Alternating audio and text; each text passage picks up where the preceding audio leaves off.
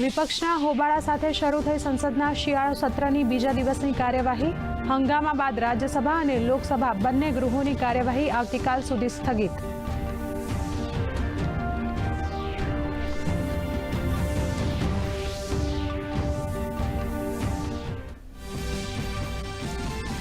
આજથી શરૂ થયું રાષ્ટ્રીય બાળ વિવાહ મુક્ત ભારત અભિયાન. બાળ વિવાહ મુક્ત ભારત પોર્ટલ પણ કરાયું લોન્ચ. મહિલા અને બાળ વિકાસ મંત્રી અન્નપૂર્ણા દેવીએ કરાવ્યો અભિયાનનો પ્રારંભ.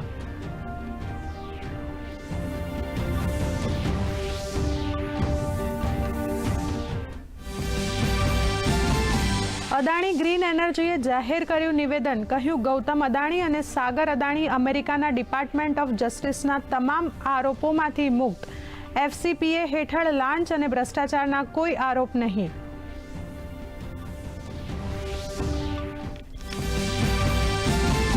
બાંગ્લાદેશમાં સંત ચિન્મય પ્રભુની ધરપકડ અને હિન્દુઓ પર અત્યાચાર વિરુદ્ધ ભારતમાં આક્રોશ.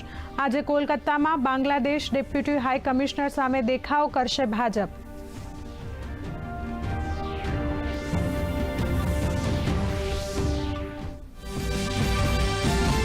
ઇઝરાયલ અને હિઝબુલ્લા વચ્ચે 60 દિવસના સંઘર્ષ વિરામનો આજથી થયો આરંભ. સંયુક્ત રાષ્ટ્રએ કર્યું નિર્ણયનું સ્વાગત. નેતન્યાહુએ કહ્યું હિઝબુલ્લા સમજૂતીનો ભંગ કરશે તો થશે હુમલા.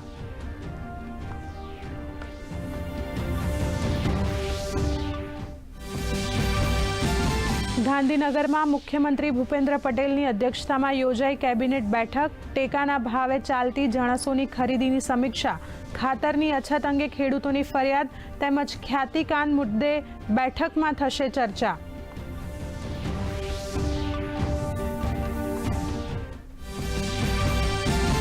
નાસિક જઈ રહેલી ખાનગી લક્ઝરી બસને વહેલી સવારે કોસંબા નજીક નડ્યો અકસ્માત. બસ ખાડીમાં ખાબકતા એકનું મોત, 20થી વધુ લોકોને થઈ ઈજા.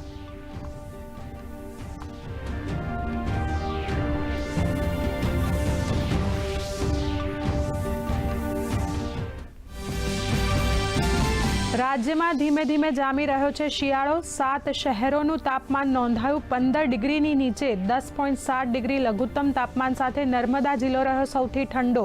તો ડાંગમાં 12.8, અમદાવાદમાં 13.2, વડોદરામાં 13.6 ડિગ્રી લઘુત્તમ તાપમાન. અને પહેલવાન બજરંગ પુનિયાને લાગ્યો આંચકો. એનએડીએ 4 વર્ષ માટે કર્યા સસ્પેન્ડ. ડોપ ટેસ્ટ માટે સેમ્પલ આપવાની મનાઈ કરવા બદલ એનએડીએની કાર્યવાહી.